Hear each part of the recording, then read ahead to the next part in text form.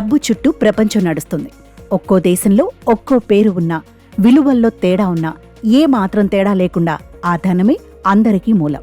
మరి అనేక దేశాల్లో చలామణి అయ్యే అటువంటి కరెన్సీ నోట్లు మొత్తం ఒక్కచోట చూస్తే ఆ ఆనందమే వేరప్ప. నాటి ఆదికాలం నుంచి నేటి ఆధునిక యుగం వరకు చలామణి అయిన కరెన్సీ నోట్లు, నాణాలతో విజయవాడలో ఏర్పాటు చేసిన ప్రదర్శన ప్రత్యేక ఆకర్షణగా నిలిచింది. ప్రతి కరెన్సీ వెనుక అనేక కోణాలు, తరగని చరిత్ర అక్కడ కనిపిస్తోంది.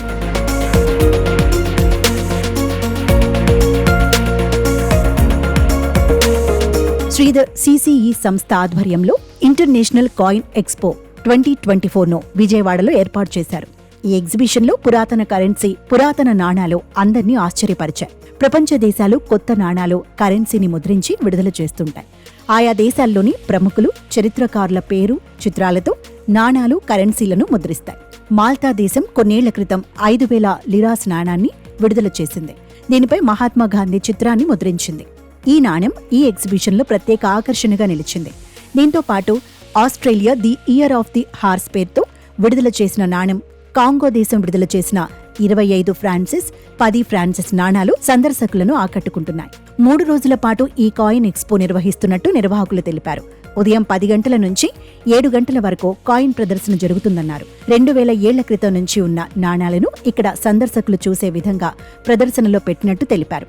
ఇలా ఇక్కడ అన్ని రకాల కరెన్సీ, నాణాలను ఉంచామని, వాటి చరిత్ర, పూర్వ వైభవం గురించి నేటి తరానికి వివరిస్తున్నట్లు చెప్పారు. గత 6 సంవత్సరాల నుంచి కండక్ట్ చేస్తున్నట్టు ఈ సంవత్సరం కూడా ఇంటర్నేషనల్ కాయిన్ ఎక్స్పో కండక్ట్ చేయడం జరుగుతుంది. ఇది నవంబర్ 29, 30, డిసెంబర్ 1వ తారీఖు పొద్దున 10 గంటల నుంచి సాయంత్రం 7 గంటల వరకు ఉంటుందండి. దీంట్లో 2000 సంవత్సరాల క్రితం నుంచి ఉన్నటువంటి కాయిన్స్ అన్ని డిస్ప్లే చేయడం జరుగుతుంది. అంటే రాజులు పరిపాలించినప్పుడు ఉన్నటువంటి బంగారపు నాణ్యాలు, వెండి నాణ్యాలు, అదేవిధంగా కరెన్సీ నోట్లు, నెక్స్ట్ వివిధ దేశాలకు సంబంధించినటువంటి కరెన్సీ నోట్లు, కాయిన్స్, అదేవిధంగా పాలిమర్ నోట్లు, ఇట్లా డిఫరెంట్ ఐటమ్స్ డిస్ప్లేలో పెట్టడం జరిగిందండి.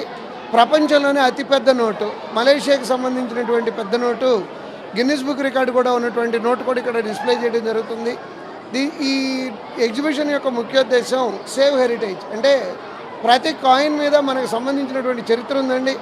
ఆ చరిత్రని భావితరాల పిల్లలు తెలుసుకోవాలనేటటువంటి ఉద్దేశంతో ఈ విజయవాడలో ఉన్నటువంటి అన్ని స్కూల్స్ పిల్లల్ని ఆహ్వానించడం జరిగింది. విజయవాడలో ఏర్పాటు చేసిన ఈ కాయిన్ ఎక్స్పోను చూసేందుకు నగరంలోని వివిధ స్కూళ్ల నుంచి పెద్ద ఎత్తున విద్యార్థులు వస్తున్నారు.